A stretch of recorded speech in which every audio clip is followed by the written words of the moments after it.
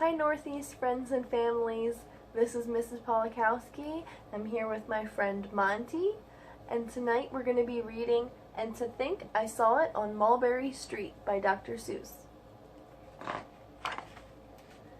When I leave home to walk to school, Dad always says to me, "Marco, keep your eyelids up and see what you can see."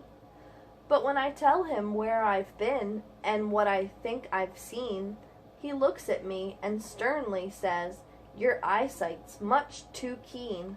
Stop telling such outlandish tales. Stop turning minnows into whales." Now, what can I say when I get home today? All the long way back to school and all the way back, I've looked and I've looked and I've kept careful track. But all that I've noticed, except my own feet, was a horse and a wagon on Mulberry Street. There's nothing to tell. That won't do, of course. Just a broken down wagon that's drawn by a horse. That can't be my story. That's only a start. I'll say that a zebra was pulling that cart. And that is a story that no one can beat when I say that I saw it on Mulberry Street. Yes, the zebra is fine, but I think it's a shame, such a marvelous beast with a cart that's so tame. The story would really be better to hear if the driver I saw were a charioteer, a gold and blue chariot's something to meet, rumbling like thunder down Mulberry Street. No, it won't do at all. A zebra's too small. A reindeer is better. He's fast and he's fleet, and he'd look mighty smart on old Mulberry Street. Hold on a minute. There's something wrong. A reindeer hates the way it feels to pull a thing that runs on wheels. He'd be much happier instead if he could pull a fancy sled.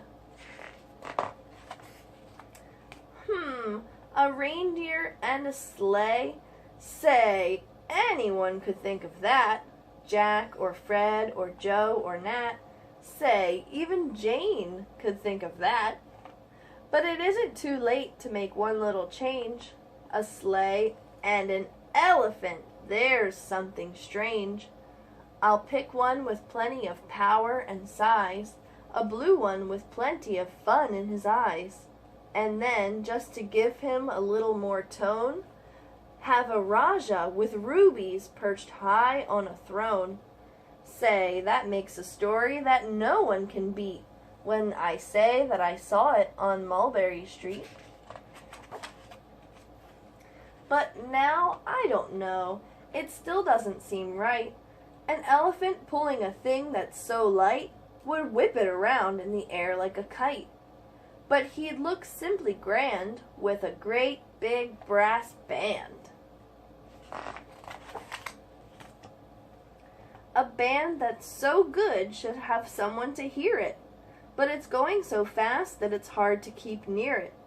I'll put on a trailer. I know they won't mind if a man sits and listens while hitched on behind. But now, is it fair? Is it fair what I've done? I'll bet those wagons weigh more than a ton. That's really too heavy a load for one beast. I'll give him some helpers. He needs two, at least. But now what worries me is this. Mulberry Street runs into bliss. Unless there's something I can fix up, there'll be an awful traffic mix-up. Ugh. It takes police to do the trick, to guide them through where the traffic's thick. It takes police to do the trick. They'll never crash now. They'll race at top speed, with Sergeant Mulvaney himself in the lead. The mayor is there, and he thinks it's grand, and he raises his hat as they dash by the stand. The mayor is there, and the aldermen too, all waving big banners of red, white, and blue. And that is a story that no one can beat when I say that I saw it on Mulberry Street.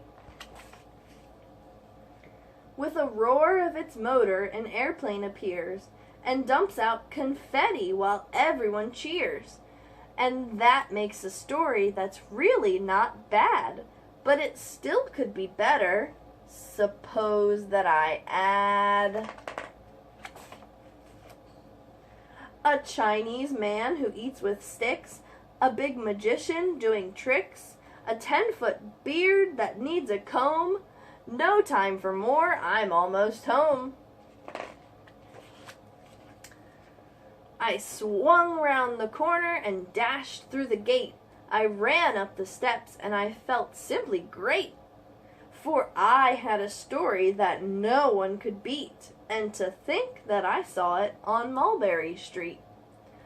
But Dad said quite calmly, "Just draw up your stool and tell me the sights on the way home from school." There was so much to tell, I just couldn't begin. Dad looked at me sharply and pulled at his chin. He frowned at me sternly from there in his seat. Was there nothing to look at? No people to greet? Did nothing excite you or make your heart beat?